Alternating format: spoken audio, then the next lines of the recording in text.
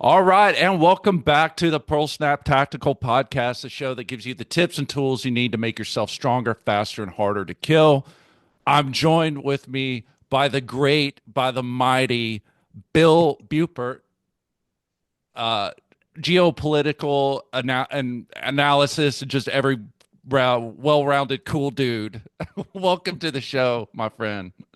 Oh, it's an honor to be back with you, Mark, and thank you for that. I am the host of Chasing Ghosts, and a regular warfare podcast, and I am also the host of War Notes, a conflict podcast, which I created as a companion podcast to Chasing Ghosts so that I could step out of the irregular warfare rubric and talk about conflict in the conventional realm and conflict futurism.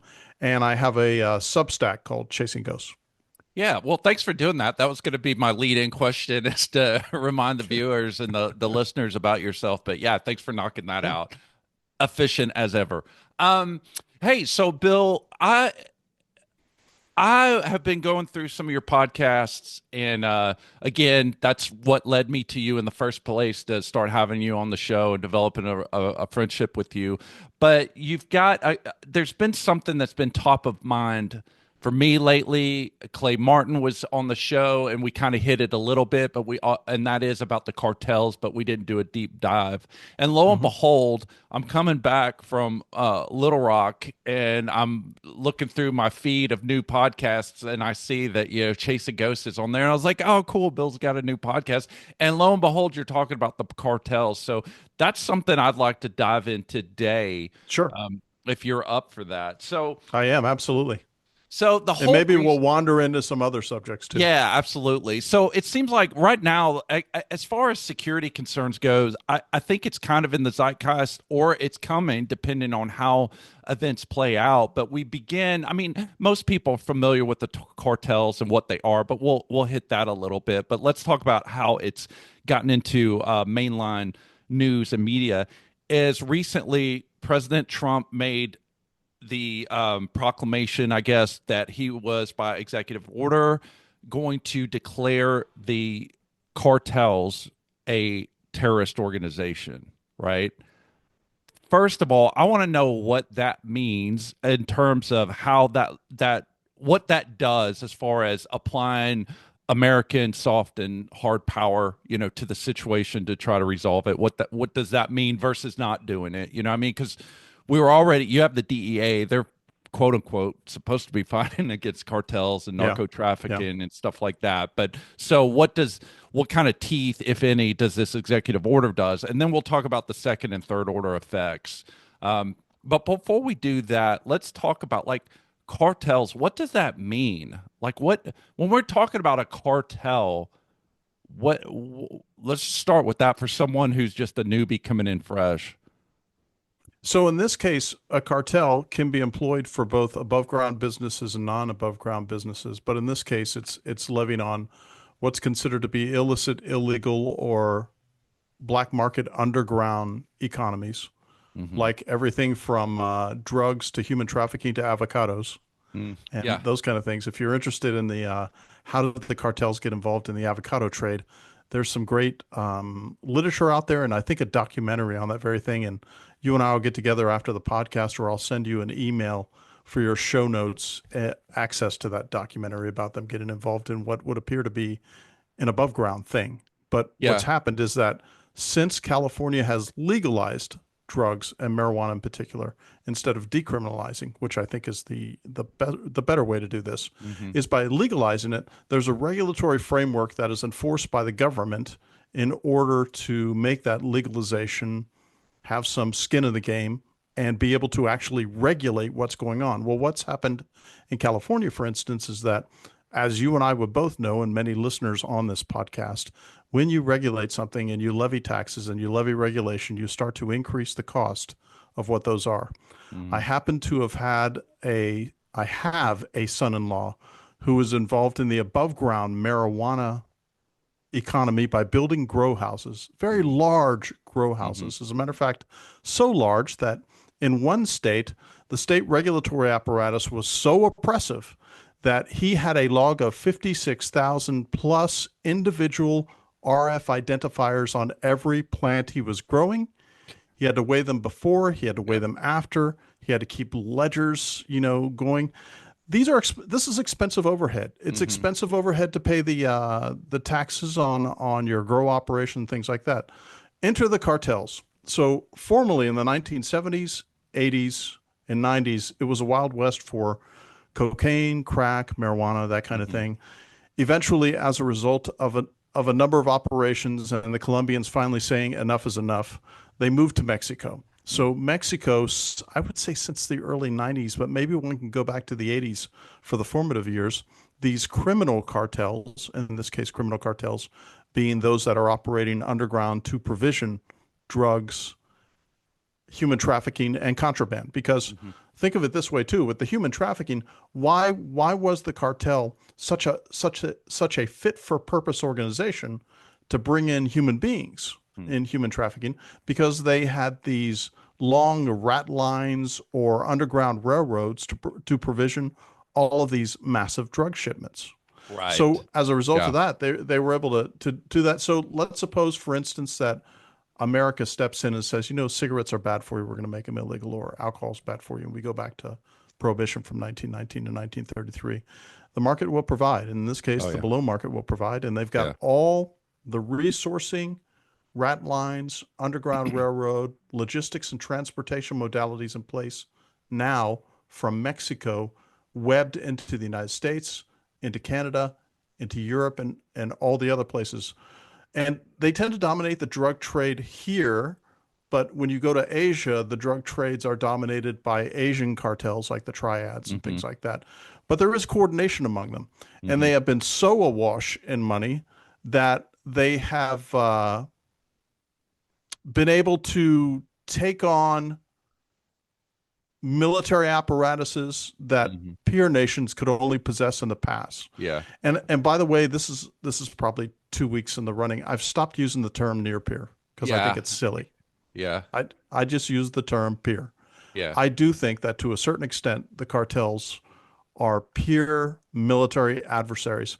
And the thing that we can't divorce ourselves from is that Mexico is a failed state. Let's remember that Mexico in 1917 through 1919, they they there was a sort of like this almost symbiotic relationship between the Russian Marxist Revolution and what happened with the Provisional Revolutionary Party in Mexico at the time. For the longest part of the 20th century, if I recall, they tried to outlaw the Catholic Church in Mexico, which Hmm. is a very difficult undertaking, as you can imagine. But Yeah. Yeah. Mexico has always been a Sovietized and collectivist government supremacist state. I think there's one gun store in Mexico City in the entirety of Mexico. In Mexico Yeah. City, Oh yeah. it's behind Crazy. locked doors, stuff like that. Yeah. Yet per capita deaths down in Mexico City are just off the chain. It's Hmm. just Yeah. amazing. Now here we have Mexico, which has two oceans. It has incredible amounts of arable land, incredible amounts of oil resources. Maybe there's rare earth resources there, but they have squandered all of that, and Hmm. and they are definitively a third world country. As a matter of fact, in some ways, I would suggest that the Mexican military per se is outclassed in certain areas by the cartel militaries that have been deployed. And I Hmm. think I can use that phraseology, cartel militaries, in a serious fashion, because I do think they take that seriously because of the internecine warfare that is necessarily part of cartels combating and vying with each other for Oh, control. listen, Go listen, ahead, man. please. Of Go ahead. course, I don't have any way to verify it other than it's a friend of mine who I trust that's Hmm. in the know. You know what I mean? Like, so Yeah. as far as that, you can take it for what you will, but he does a lot of work down in Latin America, in Mexico, Guatemala, and stuff like that, Yeah. providing security services. And so he's Yeah. very in tune with the zeitgeist and the culture and the way things are done there. And he told me, like, obviously when you're running executive protection for Coca-Cola execs and stuff like that down there, I mean, you have to be aware of the cartel presence and how they operate and try not to run afoul of them. And he told me, like, these guys are, and this was, gosh, this was years ago, and he was telling me, hey, look, these guys are recruiting their operators out of the Mexican special forces, right? So they'll take them, their version of the SEAL. Yeah. Well, for what they are, but Sure. that's not Yeah. where they stop. Yeah. Like Yeah. he goes, they wait and pull them out of there, right? And then they hone them. They give them even better equipment Okay. or training. And he's like, dude, when they get ready to hit something, or not that they're doing it all the time, but they have the capability to hit a target just in the way a conventional military does. And he said, man, they'll do mock-ups, they'll do rehearsals, actions on the objectives, just like a military force. Like the idea that these guys are just street gangbangers, you'd be gravely mistaken. If that's Yes, your, absolutely. if you're Yeah. watching Narcos on Netflix and your idea is these dudes are just walking around with, a piece in their, in the back of their shirt tucked, and that's about as, I'm sure at one point it was that way, but it has evolved Yeah. to a much more sophisticated operation, I guess Yeah. is what I'm trying to Yeah. say. But yeah, so all right, so we have kind of how they operate, and I'd also say, yeah, it's no surprise that these guys would branch off into legitimate operate business operations, just like any entrepreneur. In fact, I'm about to do a review of a book I read called in another forthcoming episode, but it's called Warlord Incorporated. Have you Okay. ever heard of that book? I have not, but I'm writing it down. Yeah, I'll send you the look. It's Warlord Inc. And then the subtitle is Broken States, Black Markets, and the Rise of the Warlord Entrepreneur. And Oh, yeah, and so it's really it's not one author, it's a bunch of academics. So you got to people that have no experience other than researching, but they do yeah. bring some pretty good Sure. content to the forefront. But yeah, I mean, it's the same thing. It's like these guys start out oftentimes as street thugs, and then they evolve themselves just like any businessman. They come off the street, they earn their chops, and then they evolve into a sophisticated market, and then they branch out into legitimate enterprise. Well, we know the mafia does that too, right? Here in this Yeah. country has a Yeah. history of that. So it's not surprising at all that these guys How would else be will you launder your money? You have to exactly. have I mean, laundromats used to be very popular for that kind of thing. Yeah. So, Yeah. yeah. So So it, I want to continue, and yeah. sometimes I get complaints from my listeners about this, but I feel it's so important.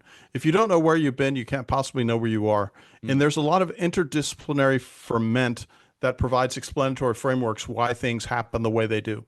So here's what we have in front of us. I just described what I think is going to be a peer minus military threat offered by the cartels if their backs are against the wall, hmm or if they're threatened by conventional or soft organizations from the US or its allies. Now, I did a podcast series called Storming America that started last March. hmm I beat Sarah Adams by 9 months on her Sean Ryan appearance, where I was calling the ball on the what I consider the imminent probability of this kind of, in this case, an Islamist attack by cells contemporaneously and spontaneously at the same time hmm across the country, and how horrific that's going to be.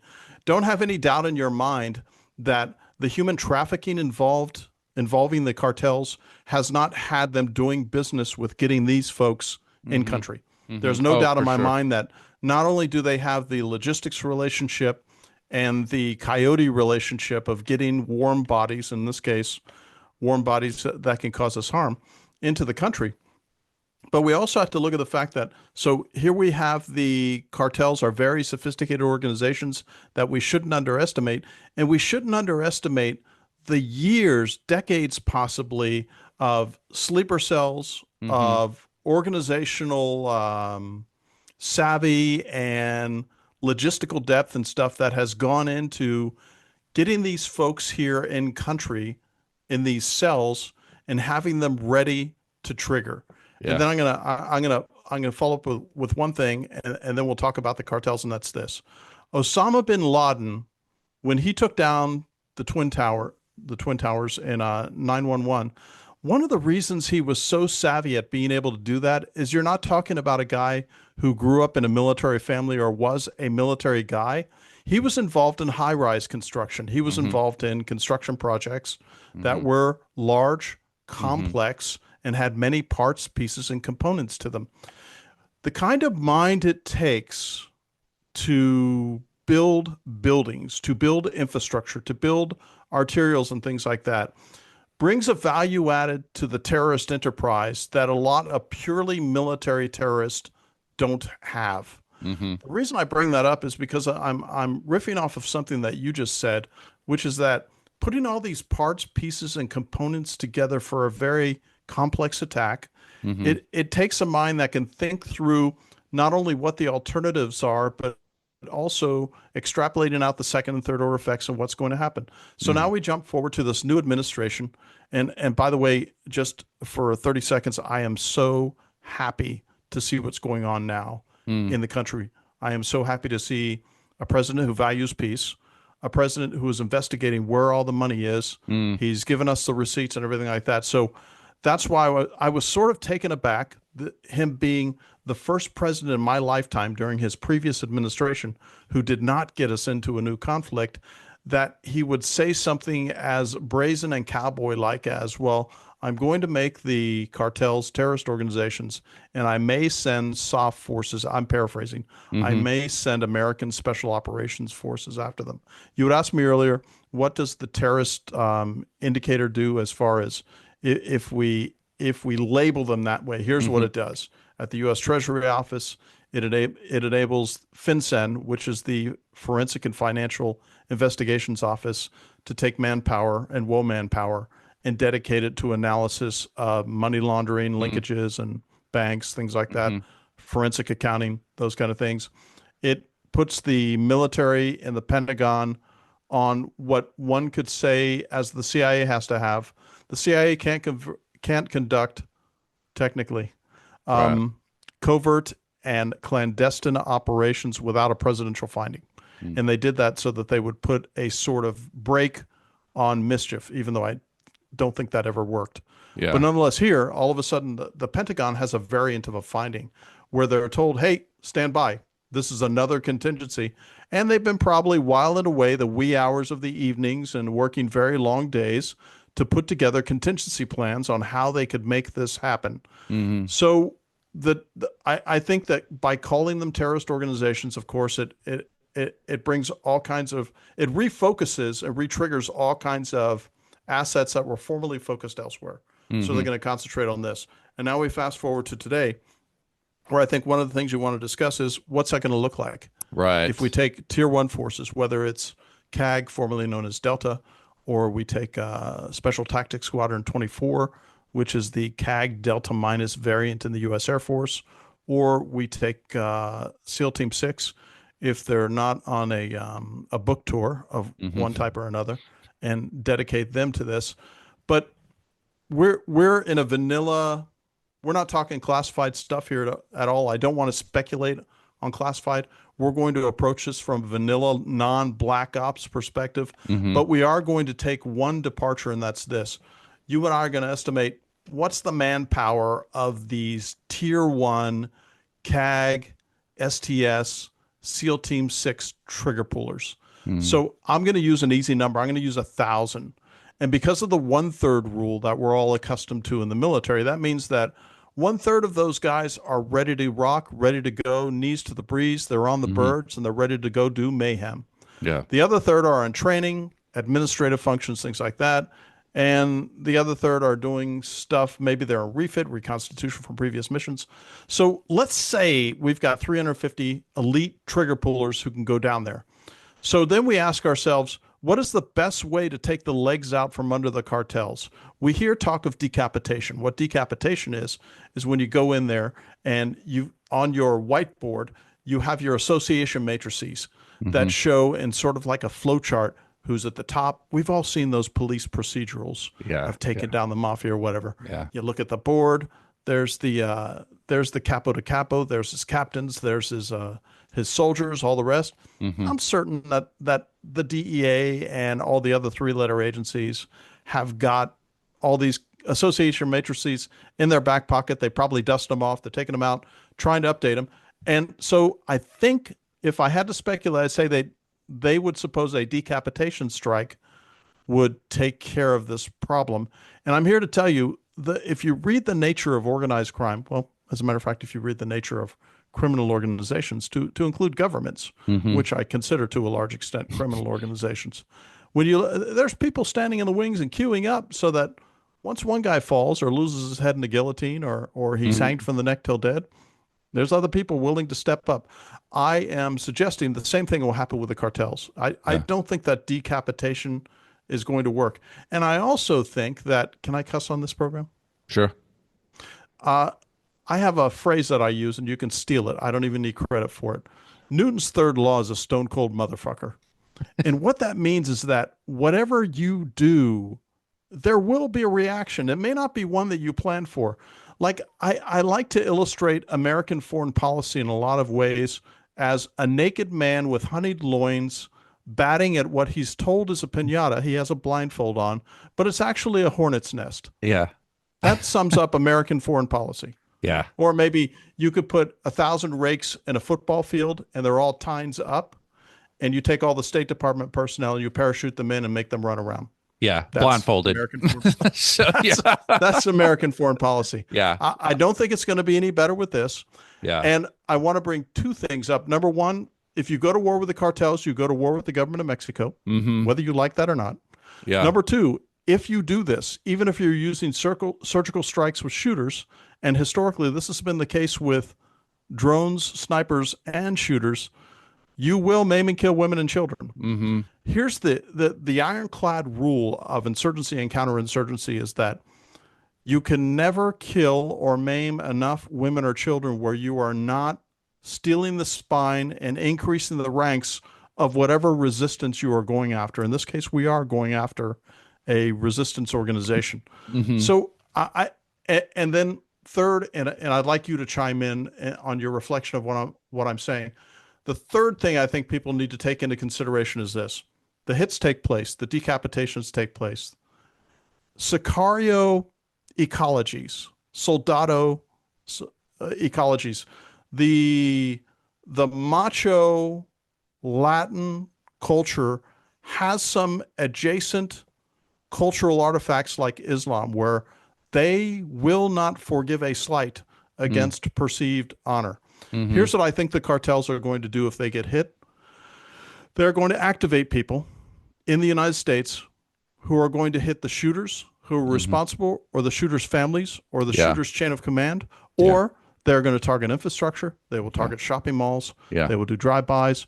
I think what this is going to do is unleash a Pandora's box of violence. And then I want to say one additional thing here, indulge me, and that's this. I'm not saying this is the case because I don't know, but I've heard rumors, as you probably have. So to your audience, consider this room mint. I would never be surprised if American three-letter agencies had personnel, entire offices, or the agency itself were in bed with the cartels. Yeah. Now, I'm not saying that's the case, but let's hedge our bets and suspend our disbelief and suppose that's the case. Would that mean that we would have agencies operating at odds with each other, which may even put American forces in the hazard as a result of these dual loyalties? Yeah. I put it out there. Yeah.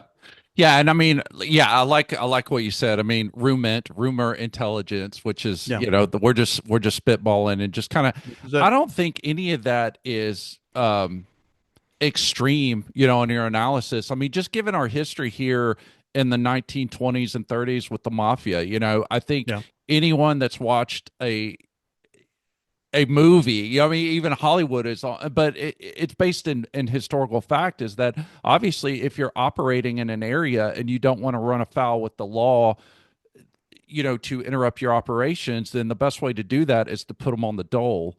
And to run influence and penetration operations.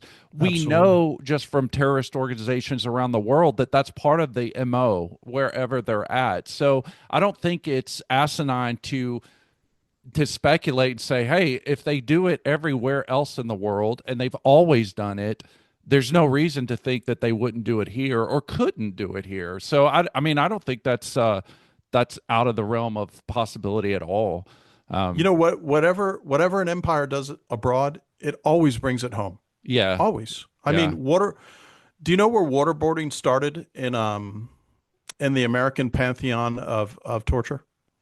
With us, I would think. I mean, At the end of yeah, the 19th century in the yeah, Philippines, used yeah. against men, women, and children. And I'm not certain how reliable these mortality statistics are, but I think either a third to a half of them died under Mm, waterboarding mm, when it was employed. mm. So Yeah. So, yeah. So, talking about second, third order effects, right? So, we yeah, start going kinetic with these guys, and you've got to assume there's going to be some kind of retaliation. And we know they have networks and infrastructure in this country. That's how they get their product in. And, it's how they distribute it. yeah, exactly. So we know those networks are there and that they can put people here. And, since the security posture of this country has just been derelict for I don't know how many decades, but Yeah, especially in the last administration, yeah. arguably before that. Yeah, I mean, those things are there. So people do need to get ready. That was one thing that Clay Martin, again, we didn't do a deep dive like we're doing now, but that's definitely something he brought up. He's like, hey, I think this is the right course of action. We need to do this, but you got to understand things are going to get hairy in a way that, I mean, I think very soon we in this country are going to be experienced types of attacks that we've kind of taken for granted wouldn't happen here because we're separated by oceans, right? In the past, it just protected us, but now that we're global economies and the borders have largely been erased, that yeah, I think we could definitely be looking at things like what you see in the Middle East, what you see in Asia, even Yeah, Europe to a certain extent. yeah. It's going to come here. We've already had some of it, but going to see it in a on a scale just not seen before. And I think that's going to be a real eye opener. And the fear I have really is just the adage that our enemies have always had of us, which I think is based on a certain degree of fact, is just that America is a paper tiger. I mean, we're always good if we're running up the score on somebody, you know what I mean? Like the public is all about it, I but the do. minute we start taking hits and it looks like someone's putting points on us, all of a sudden it's like, oh, we got to get out of there, oh, we got to withdraw, you know what I mean? That's just, I do. and some of that I think is just still the hangover from Vietnam. I don't know how we're ever going to get beyond it, but other than for the citizenry to kind of toughen up, I guess. I don't know what the answer is on that, but I definitely do see that if we start seeing attacks here on the homeland, that yeah, people are going to get real nervous about that and really wanting something done immediately. Where the American public is not really good at long scale conflict. It's like they And I'm want it glad they over. aren't. I'm Yeah, glad they aren't. yeah, Because conflict just it degrades civilization. it It's like does. we were just discussing torture, and Yeah, I'm opposed to all forms of torture apart from sleep deprivation, which yeah. I think is very effective. But there's also two books that have the same title, The Interrogator, Mm-hmm. where he talks about the value of making friends over time, and Mm-hmm. you'll get everything you need if Yeah. you do that. Because torture not only does it corrupt the soul and physicality of those people being told torture, but it does the same thing to the torture. I mean, I think it just corrupts the soul of a nation Yeah. if you do that, like what France did in both Indochina and Algeria in the 1950s. Yeah. So, two things I wanted to consider, and no, actually three, because of one thing that you brought up, which is that let's not underestimate the efficacy of their logistical framework in the U.S. proper, Mm-hmm. because we've got to acknowledge that it's very sophisticated. There is going to be a wild card here that they don't face anywhere else, and that's the atomistic in this the dispersed and high density location of weapons in the United States that isn't Mm-hmm. like anywhere else Yeah. on Earth, which is really going to put the hazard in any kind of operations that they conduct for mass killing and mass shootings, because I think that, and it seems like the further south you go in the United States, the Hmm. more ubiquitous the armed citizen is. Yeah. I mean, I suspect you're like me, Mark. I mean, I have a gun on me right now. I mean, Yeah. I carry one wherever I go, even Hmm. in the house Yeah. when I'm with my wife, because as a husband and a father, I have three jobs. Number one is provision, number two is protection, and number three is I am sacrificed and my wife or children can't die because Right. I'm expendable and they aren't. Yeah. Yeah. So with those attitudes, I think that's a wild card that's going on here with the cartels. But I also think that this is going to unleash a wave of violence in the United States if we take the war to Mexico that no one is prepared for. Yeah. Yeah. So, man, there's a lot of different ways I want to go with this, just based Yeah, on you put a lot of stuff out there, and I'm yeah, sure I'm missing some of it that we could have easily, gone down these different rabbit holes and trails in a good way. But one of them is, well, let me start with this. So there's been a lot of talk of special operations, but it does seem like, other than doing a snatch and grab here or rolling up a person here or doing a hit there, if you're talking about the kind of scale, I think what's going to be necessary to implement them, in the past, and this doesn't get talked about a lot, but it's very true, is that special forces does rely on big green quite a bit too. Even in Panama, when Delta Force did their first, I think, hostage rescue and going after Noriega, Fifth Infantry Division, back when they were a thing, they've been disbanded since, but they provided support, for the cordon force. If I'm correct in my history, and then even in Mogadishu, it was 10th Mountain that had to get Delta Force and Ranger Regiment out, just because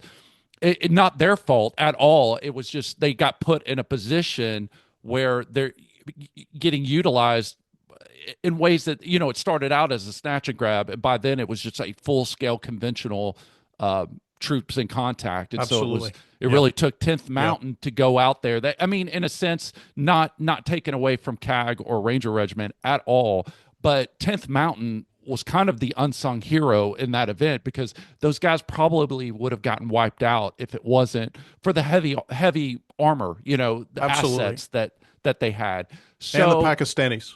yeah, yeah, yeah, and they don't get any airtime on those stories either. But Yeah.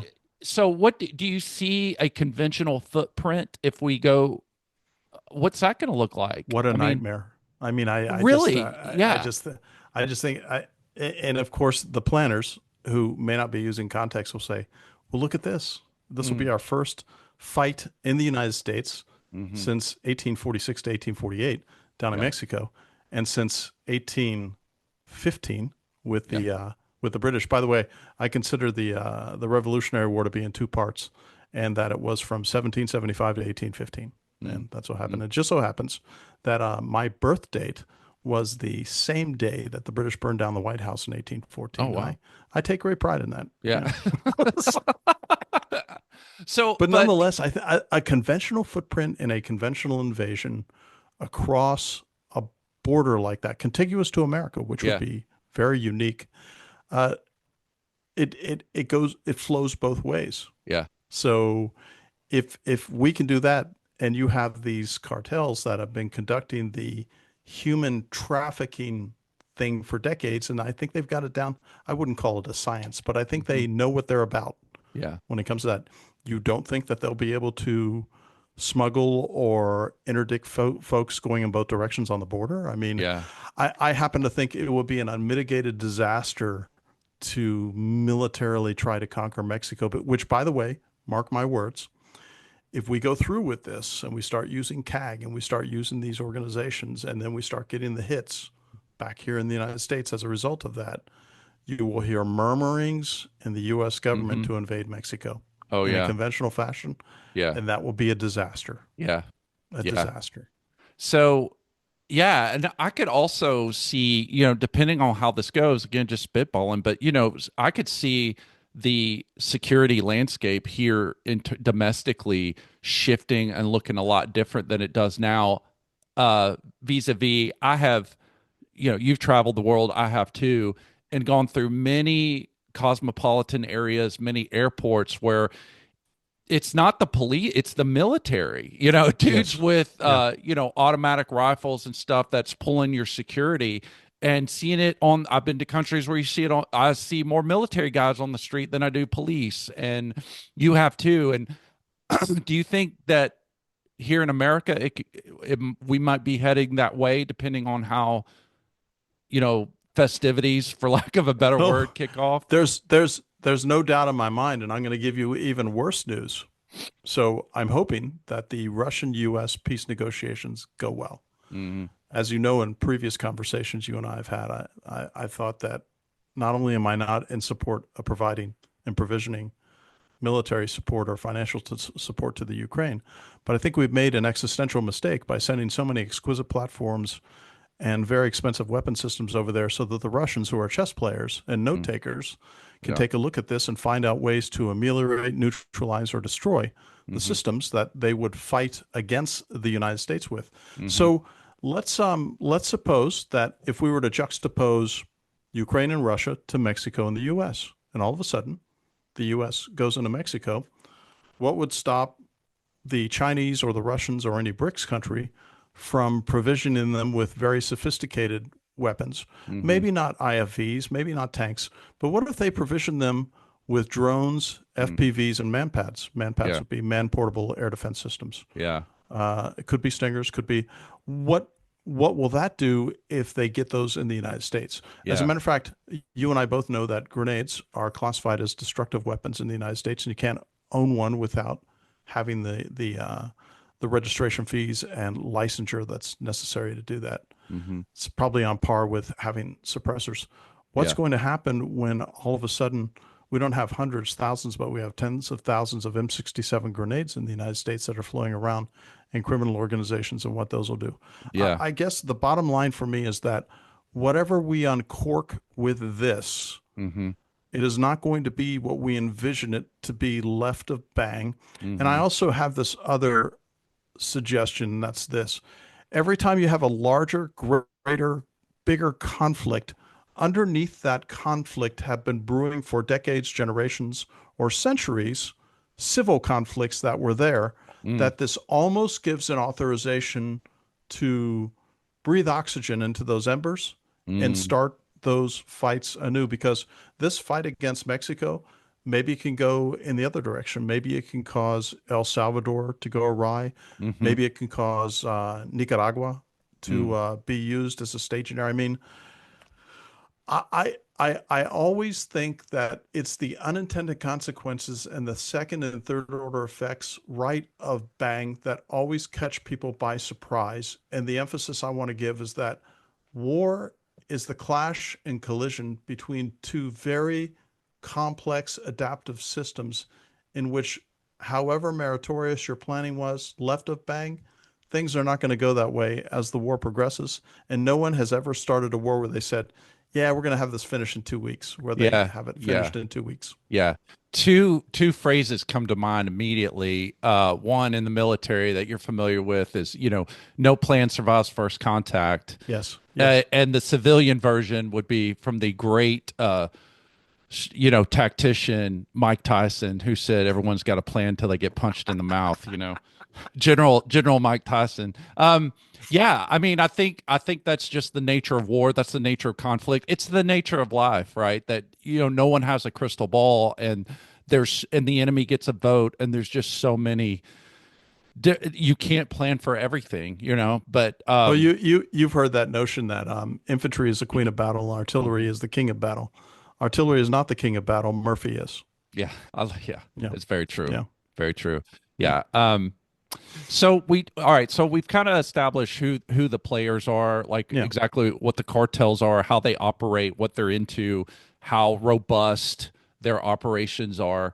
Then we talked about, it's probably, it's you kind of always err on the side that you're most comfortable with, and America is most comfortable with a smash, a ground and pound kind of strategy, and it just going kinetic. We don't, in my opinion, spend as much effort in intelligence and the kind of soft power that we could leverage. I mean, obviously we do to a certain extent, but I Yeah. think we should focus more in those Yeah. areas, and we just don't, because it's easier to just go smash something, you know what I mean? And but so we've talked about what that could look like, and then what the repercussions of that could be. So then, if we think decapitation is probably not the best strategy, then how do we deal with this in a realistic way? I don't. I have to say that as an engineer, one thing that we know is that something isn't a problem if it's insoluble. You have to find another workaround. And the one thing that I haven't heard many people talk about is the demand signals in the United States. They're not bringing these people here, and they're not provisioning these drugs for free. They're doing it because the demand signal is so high here, and nothing's being addressed as far as Hmm. that's concerned. Which to me, if you don't consider that in your wicked problem set of what we have before us, you're gonna miss the mark every Hmm. time. And the Yeah. other thing I want to say is this too, is that as you probably know, listen to my podcast, I have a I have I have a real bone in my teeth about exquisite platforms, carriers, Hmm. combat aircraft, Yeah. tanks, IFVs. If we send or use any of those, let's suppose in the littoral waters, we send a little crappy ship, that piece of garbage, that floating dumpster the U.S. Navy has spent so much money on, and we use that in Mexico. They have the means to obliterate those, especially if the Russians oblige them with advanced weapon systems that would Hmm. counter those. But sending tanks and IFVs and things like that, not only can those be taken out with provisioned javelins from other countries or whatever the case may be, or grenades, that's a Molotov aperitif. If they're operating in urban areas, and I have several bottles of tequila, and I have a rag, and I have Mm. that as an accelerant along with a lighter, I can dispose of an $8 million machine for the cost of a night out. Yeah. If I were to Yeah. do that. And again, I think we need to consider what a conventional fight would look like, because here's the way I see this playing out, and I want to be proven wrong, and I want to be called absolutely out of my mind on this. But Mm. if the cartels react in the kinetic fashion against families and soldiers and government officials that I think they will, if this happens, the fervor, the drive for a conventional invasion of Mexico will be alight, and Hmm. it will take off. And what a disaster Yeah. that would be, Yeah. because we're very poor. Hell, we can't even build a nation in the United States, Yeah. much less other places. I know. But nation Yeah. building is not our forte. And by the No. way, counterinsurgency is not a Western forte, because as I've suggested in the past, successful counterinsurgency is an impossibility for all Western forces. Yeah. And we don't have to visit that right now, but Oh, that would be a good one, though. That would be a that's an really good one. that's in episodes 2 and 4 of my Chasing Ghost podcast. Yeah. So That would be yeah, yeah, we'll definitely, maybe we'll come back sure. in a few Yeah. weeks and do that one. Yeah. So, I mean, again, I'm gonna not to be rude, but I'm gonna press that question Sure. again. Yeah. Um, if decapitation or a conventional kind of strike or campaign is it's a answer, but it may not be the answer. What do you think, just theoretically, would be a good move? Like, how do we approach this problem? Well, maybe this isn't within the scope of the discussion you anticipated, because we're talking pretty much on military matters here Hmm. almost exclusively. But for me, the solution has always been decriminalization, and the distinction between decriminalization and legalization, as I alluded to earlier, is that legalization is a regulatory framework imposed by the government that can even drive prices up. Decriminalization would be where you'd say, hey, you're not going to jail if you have sex with somebody who isn't the same race. Hmm. Hey, you're not going to jail if, whatever you put in your mouth is your own business. You Hmm. know, we've sort of Mm. decriminalized that. I would decriminalize the use of drugs. I Mm. would I would say across the board, which I know is rather extreme. But what we've been doing with this war on drugs, which started in 1933 with the cessation of the 19th Amendment, because the Treasury agents had to do something, didn't they? Hmm. Since Hmm. alcohol was all of a sudden legal. And Yeah. then you fast forward to 1972 with the creation of the DEA by Richard Nixon. And then that war has not fared well. So Yeah. for me, that would be the answer, but that's not an answer that the American public is willing to accept. Hmm. Hmm. Yeah.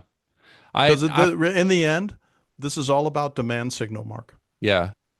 I see what you're saying. I think I have mixed emotions about that just from my like law enforcement background. So, being a Sure. prosecutor, I could look at my case docket and I don't think it's a stretch to say probably at least 70%, even more of my docket was some way tied to drugs. Now, there may not have been any drugs seized, any drugs introduced into evidence, or even part of the narrative as a whole.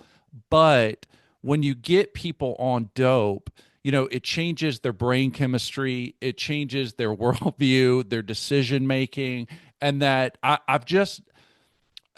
just haven't ever seen anything good that comes with a doped up society.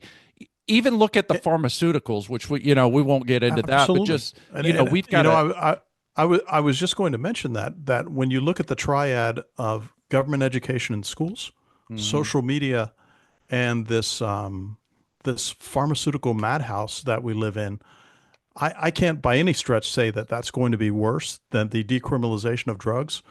But those three things are so destructive Mhm. in our society from youth to adult. Yeah.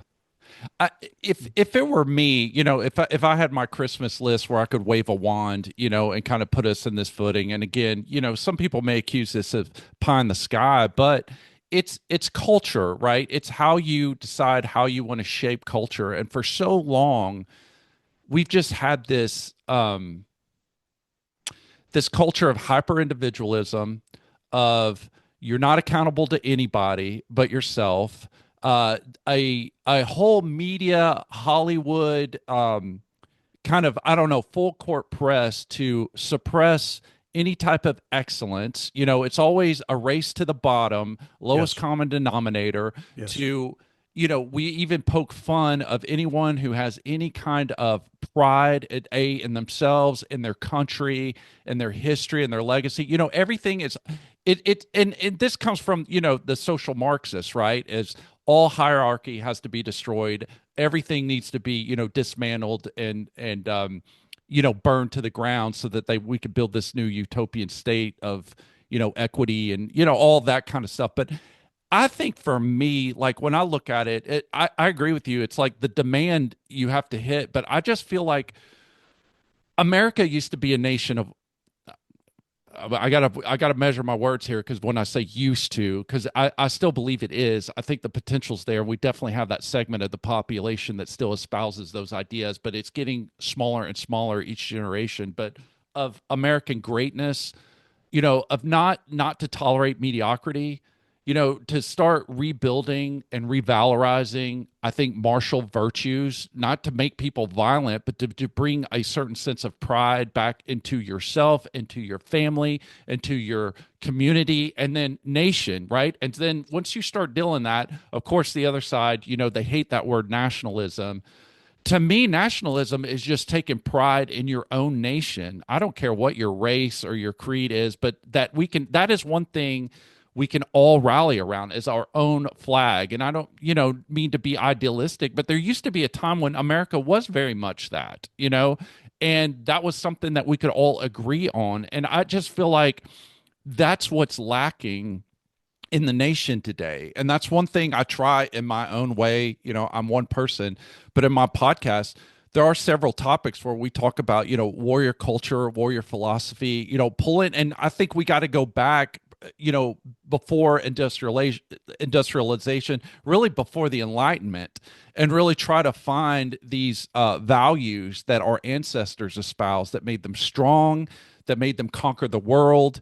And not that I want us to be imperialistic and conquering the world, but I want us to be able to imperialistic with ourselves, to conquer ourselves. You know what I mean?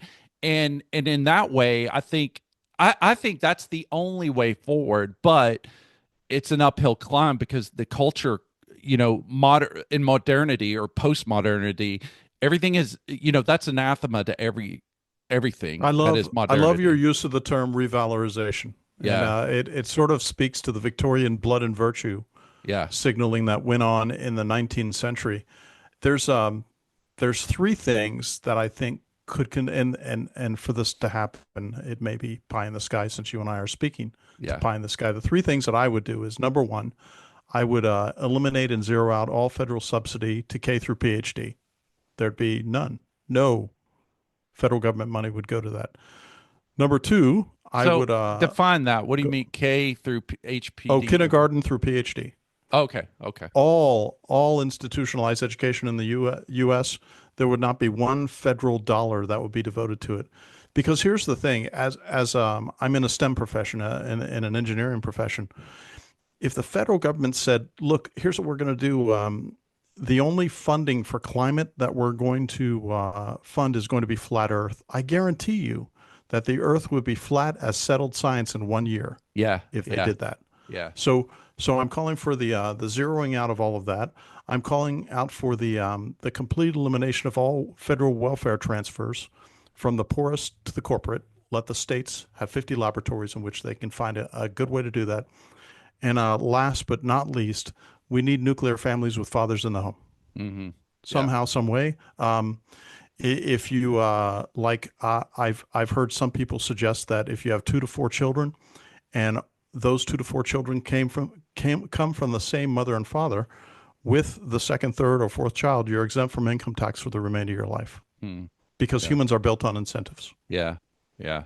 Yeah, Yeah, no, I agree. I agree. Yeah, there's going to have to be something done, and and maybe if you're just watching cycles of history, if you study history, a lot of times, sometimes you go past the tipping point where there's no way to fix it, and I do believe in cycles of history, and I do believe kind of we're in civilizational decline. It's a I do natural too. process. You can't stop it, and sometimes you can maybe extend your shelf life a little bit, but ultimately, just like old age takes us over, Yeah, yeah, the apparatus has to die in a sense, figuratively, for something new to rise, and maybe that's just where we're at. And I know that kind of sounds kind of grim, but no more grim than saying, hey man, I'm not what I was when I was in my 20s as far as being virile and strong and recovery. I'm having to find new ways to still pursue the things I want to do at a yeah, different stage in my life, and that yeah, just makes yeah. sense. And I think societies and governments and civilizations are the same way. And so it doesn't have to be it's not a nihilistic worldview. I think it's just a natural worldview, and I think maybe that's a conversation that we're going to have to come to grips with too, and decide, well, what do we as a society and a nation, as we're aging out, what are is our next I hate to say reincarnation, but reiteration, I guess, is maybe, if we want to keep terms more modern, what do we want to look like in this new reiteration? And that's Yeah. a conversation that nobody's having, you know what I I mean? know, Because it's I know. so anathema to modernity with the myth of progress and, other things we could totally go down on. I don't know. What do you think of that? So I want to recommend a book for all fathers out there called The Complete Gentleman by Brad Miner, and it is spelled Compleat, that medieval variant of spelling. Mm, What a great, it's just a great book because what he does is he distills the masculine enterprise down to being you're a scholar, a warrior, mm, and you indulge in courtly love. What he means by the notion of courtly love is that you are a gentleman with the fairer sex. yeah. Yeah. So, Mm, yeah. and with that, there it is. Yeah. Man, thank you so much. I really appreciate it. I feel like we could keep going down, and I mean, it's a dark topic, man. It's a grim topic. It's something that I It think is. that's going to catch people off guard because yeah, it's in the news, but we're really on the cusp of it. It hasn't really kicked off, and I think people are focused on other things right now, and I think this is going to surprise us in the end. I mean, I always come back to this mantra that I picked up, I don't years ago, from someone said that there are no solutions, there's only decisions. Oh, interesting. What do No, you think of that? I think that, and I always use my wife asked me, why do you say take a decision, because I never say make a decision. I say Mm, take a decision. And the reason I say take a decision, it's a British argot, and all it means is that when you have a decision, you have a menu of options, and you hmm take one of those. You don't make it out of whole cloth, because if you make it out of whole cloth, you will fail. mm. Yeah, yeah, yeah. And I think also the public needs to get their, mind wrapped around as we go into this, new era, these new threats and issues and challenges that we face, that whatever decision you make, right, nobody gets a windfall. You know what I mean? Like, if you, like, for instance, if you fall in love and you choose to get married, there's all kinds of benefits that come with starting a family and being involved in a loving, committing relationship. But there's things you give up too. You give up Sleep. your, yeah, you give up sleep, you give up resources, you give up your ability to just make decisions that only affect you and Yeah, not factor in other people. And we're living in a world where it says, oh, you should have both, you can have both, and it's a myth, it's wrong. yeah, And I think yeah, people are very unhappy because they make decisions that they think, oh, I'm going to get all this stuff, and they don't factor in the things that you give up or the things that cost. There's an exactly. opportunity cost. And it's the same way. If you want to be a hot dog dude, hot dogging down at the bars and, running through as many women as you want and living the life of, a Playboy bachelor, hey, that's fine. And yeah, you can have many adventures there, but in the end, you're going to die alone. You're going to Yes. die Yeah. without legacy. You're going to die without having ever found the joy and the benefits of being connected to another human being and building a life together. You know what I mean? So Yeah. I Yep. think that's Yep. something that we need to grow up and realize, hey, we've got some issues, we got some real problems that are going to require some hard decisions, and we're going to have to make them and Yeah. understand that there are, whatever it is, there's repercussions with it. Yep. Um, Yep. we're just trying to mitigate those as much as we can. But before I let you go, I Yeah. really appreciate your time and coming on here. What kind of new projects? I know you mentioned your new podcast that you're launching or that you have launched, but are there any other projects or anything that you got going on you want people to know about? So I just published episode 58 of Chasing Ghosts, which happened to talk about cartels, and I Hmm. just finished episode 13 Nice. of War Notes, where I talk about the end of the infantry combat soldier. And I have hundreds of these episodes in my head, so that's a big project. I'm also working. I am the Smedley D. Butler Fellow for Military Studies at the Libertarian Institute, and I'm working with Scott Horton on developing some classes at the college level and in my own purview on conflict in the military and stuff like that. Mm, very So interesting. You're a busy man. Very I busy. am. I am. Well, hey, I really appreciate it. Where's the best place if people want to follow you? And I'll make sure I put that in the show notes again. But what's the best place for people to find you and your work? So there's two places. It would be my Substack, which is Chasing Ghosts, which you could put in show notes, Mm. and then my email address is cgpodcast@pm.me. That's cgpodcast@pm.me. Awesome, awesome. Thanks Well, for having me on, Mark. It's always an Bill, honor. hey, Bill, really, the honor's mine. I really just value the friendship we've been able to Excellent. start building. And Good, I good. love any time I get to talk with you. It's very insightful and it's just Same, fun. same. So, yeah. Well, have a great rest of your day. We'll have you back on to kind of tackle some of these other topics. But That'll be man, great. again, thank you so much for coming on. Thanks again. Bye. And for everybody else, hey, thanks for joining us. I'll put the links in the show notes. Make sure you follow Bill and his work. You're going to find it very insightful and engaging. And anyway, and if you run a podcast, I know Bill is no stranger to being guests, as you could tell just from our episode today. So he's open for that too. So anyway, I'm Mark signing off from Pearl Snap Tactical, telling you to stay sharp and keep it pearl snapped.